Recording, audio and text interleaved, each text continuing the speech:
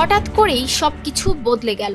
এবার আর কোনো রাগঢাক না রেখে ট্রাম্প যেন লজ্জার মাথা খেয়েই বলে ফেললেন ইরানের তেল চান তিনি। ডোনাল্ড ট্রাম্পের এই মন্তব্য যেন মুহূর্তেই বদলে দিয়েছে আলোচনার গতিপথ।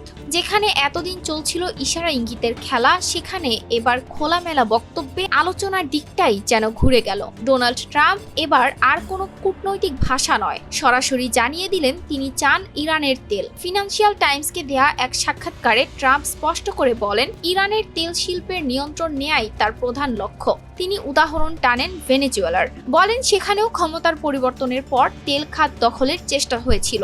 এই মন্তব্য এমন সময় এলো যখন মধ্যপ্রাচ্য জুড়ে বাড়ছে উত্তেজনা, আর বিশ্ব বাজারে তেলের দাম লাফিয়ে বাড়ছে। ব্রেন্ট ক্রুড অয়েলের দাম এক মাসেই ছুঁয়েছে $116। ট্রাম্পের শর্ত 6 এপ্রিলের মধ্যে চুক্তি না হলে জ্বালানি খাতে আবারও হামলার আশঙ্কা। বিশ্ব কি এগোচ্ছে নতুন এক সংঘর্ষের দিকে, নাকি শেষ মুহূর্তে থামবে এই উত্তেজনা? ETS Bangla desk report.